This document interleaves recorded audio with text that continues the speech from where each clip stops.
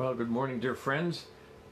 Good to have you with me, wherever you're at, whether you're alive or in Memorex. I really appreciate the opportunity, and I mean that. This has been a very time of good renewal for me, and I appreciate those of you from all over different places that are taking this slow journey. We are on a slow journey. Those of you who like fast-paced are probably have already moved on by now, because I think that that's one of the struggles that we have in our culture, in our society right now, is the ability just to be is to go low and slow. We had some good pulled pork yesterday. Asked the woman. I know it's a struggle and it's still an issue for some, but I'm a sucker for roadside little markets, and there was one out by Glacier, and stopped in and asked what she was making, and boy, she had her Clorox bleach there, and her wipes, and her gloves, and a little sign that said she'd been looked at by the county. And I'm like, okay, what do you got? She's like, well, got bratwurst, this and that, whatever. And then I saw the sign that said pulled pork. I'm like, yeah, I'll take that one. So anyway, that's something that is a struggle, for some of us. And I did, there's just been so much that we've been considering and remembering. Just on my desk that we spent, I think, 2 or 3 days on another looming epidemic, which is that of loneliness. And so, if you are one who is feeling lonely right now, I appreciate that you're, spending this time with me. If a phone call, a conversation, I'd love to know, hear that, and feel free to, message me on the church. I'm saying something I'm not sure of, but I think I can get the instant messages from the site I'm posting on. I hope so. I'm still a very early learner in Facebook, and also we moved over to YouTube because a lot of us just go crazy trying to find content on Facebook. They make it hard because the whole time you're looking, you're seeing advertisements and blah, blah, blah. So anyway, we do want to remember those for whom, the walls are just getting closer and closer. I know some people in the midst of this have some decisions that they're making. They're making decisions about where to live, decisions about, trying to, stay sober, and, just there's so many decisions that people are making, and so we want to take that journey together. We have been looking at this book, or I have been, and if you've been here, you've been taking that journey with me. Celebration of Discipline by Richard Foster, 1978. It became kind of an instant classic. There are videos, have these lectures on it, and there are so many other things. And I did notice that this past week when I put it up on YouTube, Thursdays, I believe I still have to get Fridays up, that there were 34 views, which tells me that some people are kind of joining us midstream here. And so I did want to take a moment and thank you for those of you who are joining the party right now. And I also want to just begin today with kind of a very simple question, which is, do you want to grow spiritually? And that would be an odd question to be thought of in a church environment, except I think I know that for many of us that's not an odd question. I'm not talking about those of you who are watching, but over the course of the years, my general impression is that people often come to church just to have their own biases reinforced, their own thinkings reinforced, and that there isn't any real desire to come to give and to come to change. And so So let me begin simply this morning by asking, do you have a goal, for your spiritual life? Do you have an intentional desire to be different a year from now than you are today? And what might that look like? You may say, well, I want to be more generous. I want to learn to live freer. I want to be less judgmental. I want to be more loving. I want to be more kind. I want to be more engaging with people. I want to be a better listener. You could go down the line and then ask yourself, how then am I going to implement those things? How am I going to come about?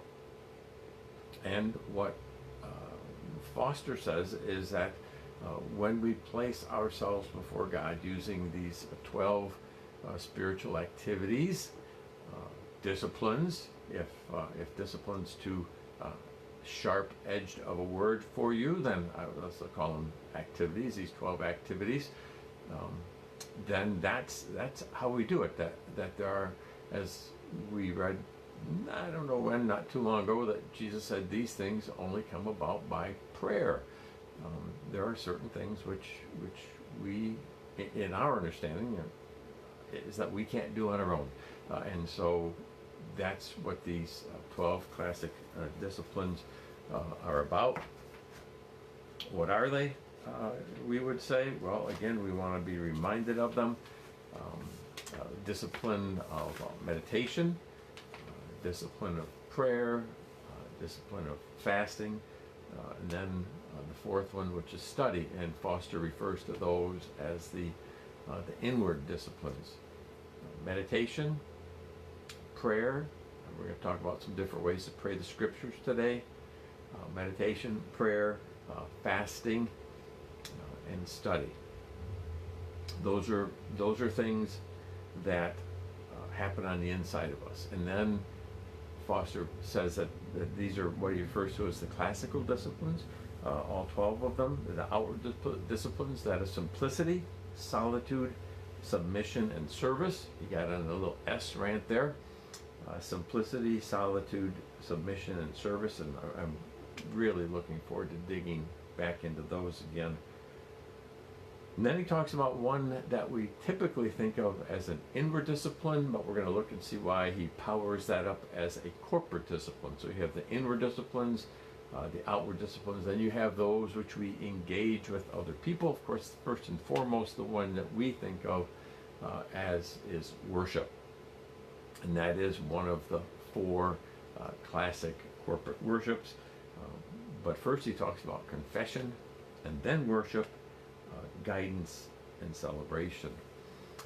And I've often talked about that when we think about, or when I think about what the church has offered to people and what we've tended to come to the church buffet line, we've talked about prayer. We do more talking about it than we do actually engaging and practicing it. But study, Methodists, we're like metal filings towards the magnet towards study, if much at all.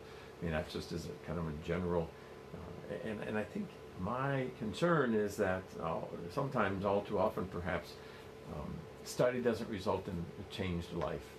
If you know that to go from the Dead Sea up to Jerusalem is to have a significant elevation change because you study that, it doesn't. What we need to know is a changed life. And that should be our goal. So we go back to the first statement: is do you have a goal for yourself that you want to be changed in some way? And so out of those inward disciplines, I think probably we're most comfortable with study, because that, in a sense, we can be pretty detached from the faith and study it really well. And then the outward disciplines, really there maybe service is one that some people could say, yeah, I best relate to that. Simplicity, well, we're getting maybe force-fed some simplicity right now, aren't we? Solitude, yikes. But we're going to see that that's very different than the isolation that we're experiencing now. Submission, it's like, holy no. I'm an American. I don't submit.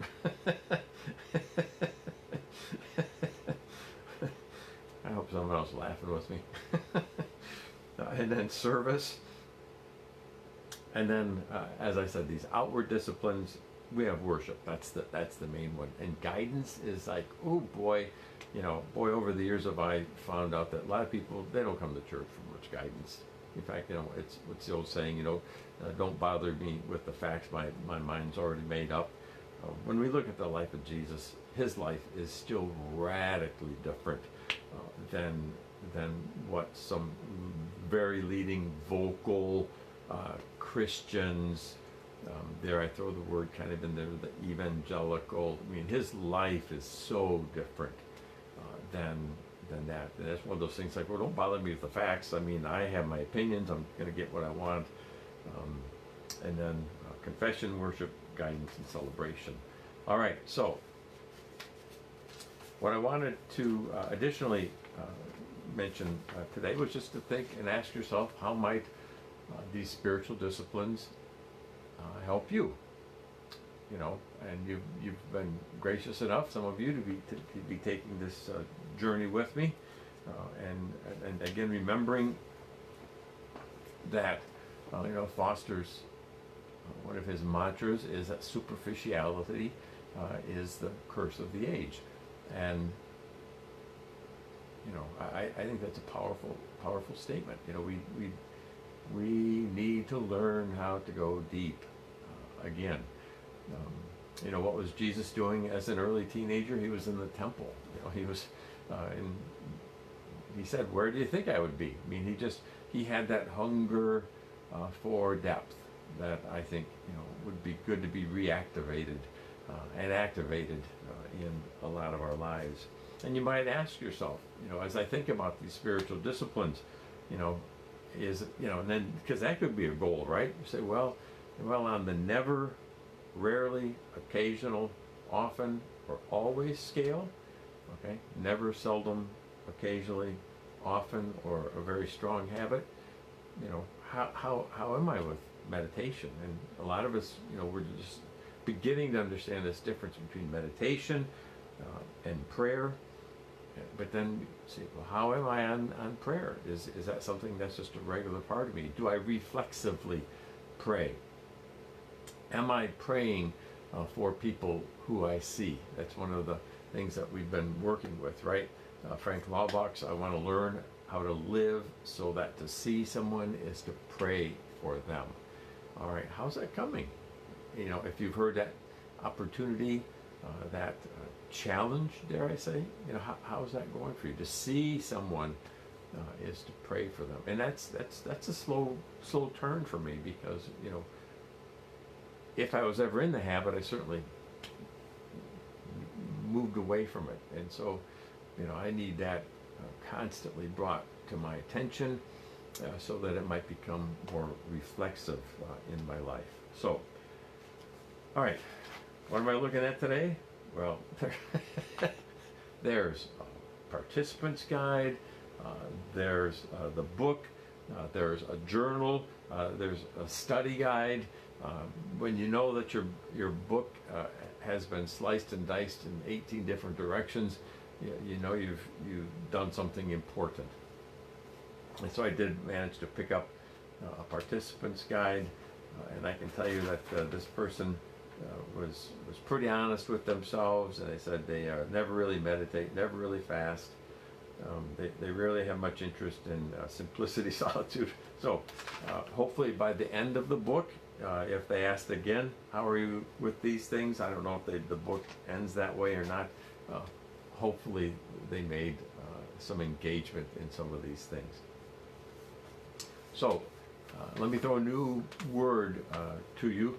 Lectio Divino, Lectio Divina, excuse me, and that's forms of prayer.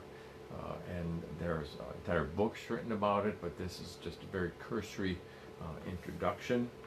for us today. It's the ancient way of praying the scriptures.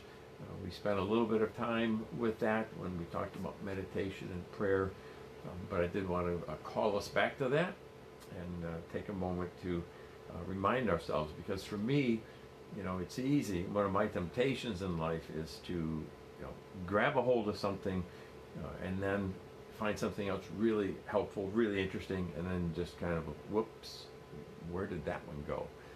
So here's some ancient ways of praying the scriptures.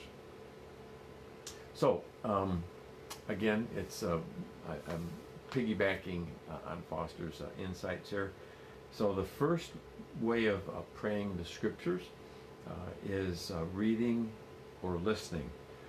The practice of Lectio Divina begins by cultivating the ability to listen deeply, to hear with the ear of our hearts, as St. Benedict describes in his practice. It is a way of beginning to be more sensitive to the still small voice of God, the faint murmuring sound that is God's word for us, his voice touching our hearts. Lectio is reverential, reverential listening in a spirit of both silence and awe. In Lectio, we read slowly and attentively, gently listening to hear a word or phrase that God is communicating to us today. So that's one of the four. That's the one I just wanted to take a pause on today, and then to offer you that opportunity to hear that word coming from the 42nd Psalm. Okay, to reverentially listen, attending to both silence and awe. Okay, so we read slowly, he says, gently, listening for that one word maybe. And maybe you've had that happen in your life. I've had that where I've sometimes experienced it in worship. I sometimes experienced it outside of worship. Sometimes at a seminar I've gone to. There was just a word that came, and that word was just so clear and so powerful. It's like, yeah, that's why I came. And that's a part of prayer. It's part of Lectio Divina. So here, let's hear the 42nd Psalm. Now, the 42nd Psalm is a psalm that encourages us, calls us to say, are we really concerned? Are we really interested in our spiritual journey? A white-tailed deer drinks from the creek. I want to drink God. Deep draughts of God. I'm thirsty for God alive. I wonder, will I ever make it? Arrive and drink in God's presence? All too often I find myself on a diet of tears. I have tears for breakfast, tears for lunch, tears for supper, all day long. And at the same time, all day long, people knock on my door, pestering. Where is this God of yours? These are the things I go over and over, emptying out the pockets of my life.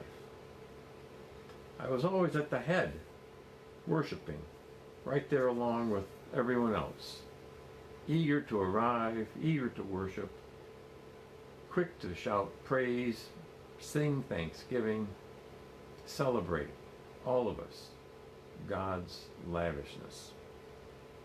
So, why are you down in the dumps, dear soul? Why are you crying the blues? Fix my eyes on God. Soon I will be praising again. He puts a smile on my face. He's my God. When my soul is in the dumps, I remember, I recall, I rehearse everything I know of you, from Jordan depths to the Hermon heights, including Mount Mizar. Chaos calls to chaos. To the tune of whitewater rapids, your breaking surf, your thundering breakers crash and crush me. Then God promises to love me all day, sing songs all through the night. My life is God's prayer. Sometimes I ask God, my rock solid God, why did you let me down? Why am I walking around in tears, harassed by so many things? They're out to kill me, these tormentors, shouting their obscenities, taunting day after day. Where is this God of yours? Why are you down in the dumps, dear soul? Why are you crying the blues? Fix my eyes upon God. Soon,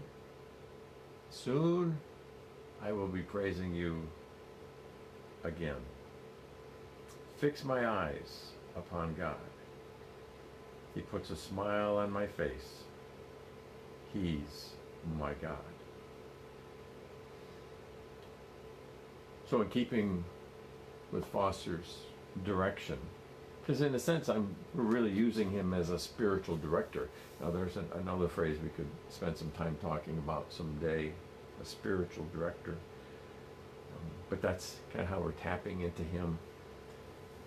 He would welcome us, point us towards getting out our Bibles, and that could be on your iPad or wherever, and rereading this, the 42nd Psalm. I've read it from Eugene Peterson's kind of modern paraphrase. I think if you read it in a more traditional verse, you might even find yourself more familiar with what's said here. So he would encourage us to, again, listen for that phrase and then plant yourself on it. So the phrase that stuck out for me, what was the phrase? Any of those phrases land in a solid place? Sometimes we feel like trying to stick a round peg in a square hole. We know it's all good, but just trying to figure out where it fits. The phrase that just totally jumped for me was, my life is God's prayer. That's just a powerful statement for me. Because if I believe that, my life is God's prayer, it encourages me. It reminds me of who I am, that I was, to quote, out of Peter's letter, that once I was not a people, now I am someone. Once we were slaves, and now we're kings and queens. Once we walked in darkness, now we walk in light. My life is God's prayer. God gave his life for me, that I might live a renewed, passionate, life-giving presence to others. So my life is God's prayer. I encourage you, again, that's the 42nd Psalm. I encourage you to read that psalm or some other portion of Scripture and see what speaks to you. Well, I want to thank you for spending this time. We are on the slow boat to the 12 disciplines, and I guess if you're looking for a faster paced thing, then you'll plenty of places to look these days. Again, I want to encourage us all, and I know I'm a broken record, but it's so important in our time of isolation to not become sedentary, to get up, and I like to move it, to do that. I am not a doctor, but I do feel like if you get off the seat, off the sofa, 3 times a day for 15 minutes, walk at a brisk enough pace to get your heart elevated, or up and down the stairs if you need to do that. That's a good thing, for us to do. If you can, pick up the phone, call some people. Wonderful Diane, she's making calls all the time, and I so appreciate that. But even more importantly, the people who are receiving those phone calls really appreciate that. Watch your diet. It's easy this time to be not eating properly. Junk food calleth out our names, doesn't it? So anyway, it's been good to be with you. Let's spend a minute just doing some of what Foster has encouraged us to do, to take some of those deep breaths. As we do, we breathe in. We've talked about placing our palms up, receiving the presence. You can even do that as you pray that, receive that word that was given to you. My life is God's prayer. Just let that awareness, or whatever words would speak to you, fill you. And then we're invited to, as we purse our lips and press that air out. For me, then, I would think, where has my life fallen short of God's prayer? Where have I been a disappointment? What are my behaviors? What are my thoughts? What are my time use? John Wesley, the founder of our church, was, he was almost painfully legalistic about his time usage, but boy, I can be too lax, I'm sure. So oftentimes we don't simply breathe deep enough to take those deep breaths, and then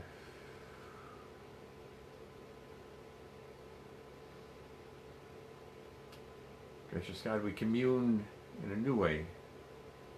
We're thankful for technology. We pray for those who are out serving, those who are delivering groceries, those who are stocking stores, those who are working the fields, those who are driving trucks, those who are so themselves then underserved by our culture, our society, our governance. Help us, O Lord, to be a people who embrace the mandate to help care for all. Thank you for this time together, and may this time be blessed by you, and may our times of meditation and prayer be found to be new and invigorating as well. In the name of Christ, we pray. Amen. All right. Well, thank you very much. Just really appreciate it. If you didn't get a chance to see our worship service yesterday, it's floating around on Facebook. It's also now, apologies, I didn't do it till late last night. Forgot the last button. It's now on our YouTube channel, which is First United Methodist Church McHenry. Woohoo! We got a YouTube channel. Imagine that. La-di-da-di. So we're just trying to make it easy. So we're going to start posting things in 2 different places, so that whatever because you say tomato, I say tomato. So anyway, God bless you. Have a great day, and we'll maybe see you tomorrow. Bye now.